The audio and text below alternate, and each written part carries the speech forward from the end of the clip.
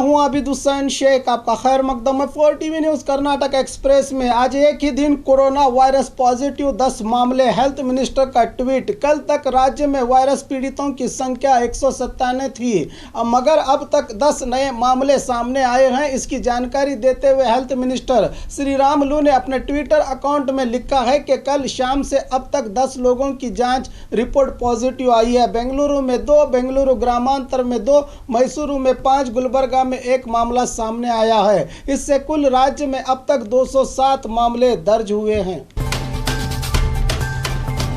Lockdown को लेकर CM को देवेगौड़ा का पत्र। दिन ब दिन उरूज को पहुंच रहे कोरोना वायरस को रोकने के लिए लॉकडाउन को कम से कम अप्रैल 30 तक बढ़ाने की बात कही जा रही है। इसी को लेकर पूर्व पीएम और जेडीएस पक्ष के वरिष्ठ देवेगौड़ा ने सीएम येडियुरप्पा को पत्र लिखकर सलाह दी है कि इस पत्र में कहा गया है कि बिना किसी तैयारी के अचानक से जनता पर लॉकडाउन लाद दिया गया, जिससे जनता और खासकर किसान और कार्मिकों को बड़ी समस्याएं हो रही हैं। राज्य में 61% लोग कृषि पर अपना गुजारा कर रहे हैं। छोटे और बड़े किसान मिलकर कुल राज्य में 78,32,000 किसान परिवार हैं। इनके फसल और तरकारियों को दाम ही नहीं मिल रहे। पहले फसल, तरकारी और फलों को मार्केट पहुंचाने के लिए इनको रोका न जाए। सरकार ही इनके फसलों को खरीद कर इनको अच्छी कीमत दे ताकि इनको कोई परेशानी ना हो।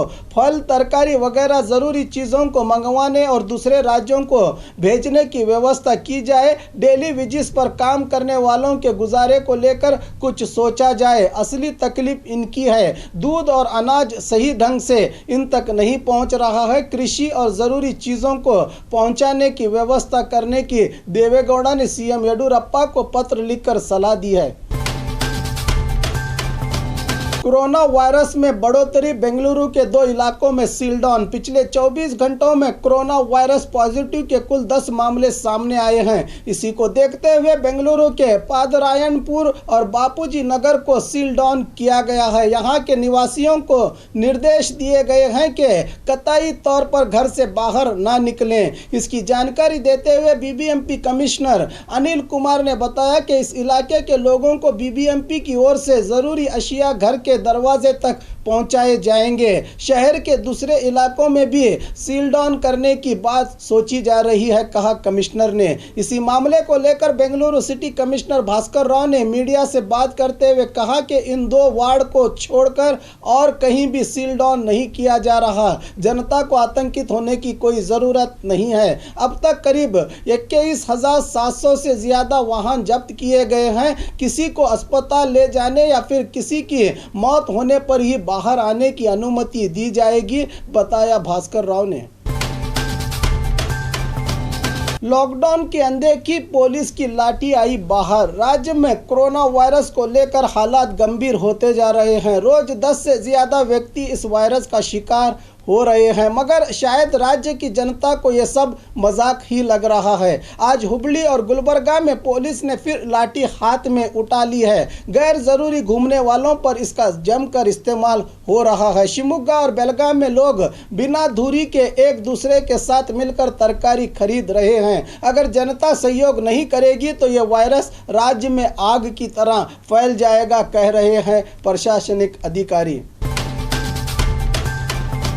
पुलिस सिब्बंदियों को 1 हफ्ते की छुट्टी। कोरोना वायरस को लेकर लॉकडाउन के कारण पुलिस विभाग के सभी कर्मचारी पिछले 1 महीने से रात दिन ड्यूटी दे रहे हैं। जनता में वायरस के प्रति जागरूकता पैदा करना, वाहनों को जब्त करना, मजबूर लोगों को उनकी मंजिल पर पहुंचाना, सुरक्षा, ऐसे कई काम कर रही है। Police constable, head constable, home guard, ASI, sub inspector, इन सब को राहत देने के लिए पुलिस कमिश्नर ने इन अधिकारियों को 1 हफ्ते की छुट्टी का ऐलान किया है। इसी की जानकारी देते हुए बेंगलुरु में उत्तर विभाग डीसीपी शशि कुमार ने बताया कि हर पुलिस थाने में 33% कर्मचारियों को छुट्टी देने का आदेश कमिश्नर ने दिया है। यह छुट्टी रोटेशन के आधार पर दी जाएगी। अथनी में मुस्लिम मुखंडों की ओर से कोरोना वायरस की जागृति। आए दिन टीवी और सोशल मीडिया में कोरोना वायरस को लेकर मुसलमानों पर उंगली उठाई जा रही है। ऐसे में अथनी के जमीयत उलमाए हिंद जमात के अध्यक्ष मुफ्ती हबीबुल्लाह कासमी के नेतृत्व में वायरस जागरूकता अभियान किया गया। मौलाना के साथ कई मुस्लिम मुखंडों ने शहर के नालबंद गली में पहुंचकर घर घर जाकर इस वायरस के बचने के लिए सलाह देते हुए मास्क और सैनिटाइजर का वितरण किया। इस मौके पर मौलाना ने कहा कि इस वायरस की रोकथाम में लगे सभी अधिकारी और कार्यकर्ताओं को सहयोग देकर इस वायरस को जल्द से जल्द मिटाने का जनता से निवेदन किया। मैसूर, आज एक ही दिन 5 पॉजिटिव मामले, जिला अधिकारी का बयान। दिन ब दिन मैसूर शहर कोरोना का हॉटस्पॉट केंद्र बनता जा रहा है। आज एक ही दिन में 8 साल बच्चे सहित कुल 5 लोगों की जांच रिपोर्ट पॉजिटिव आने की जानकारी देते हुए जिला अधिकारी शरद ने बताया कि जिले में पीड़ित व्यक्तियों की संख्या 42 को पहुंची है। उनमें एक व्यक्ति आराम हुआ है, बाकी लोगों का इलाज चल रहा है।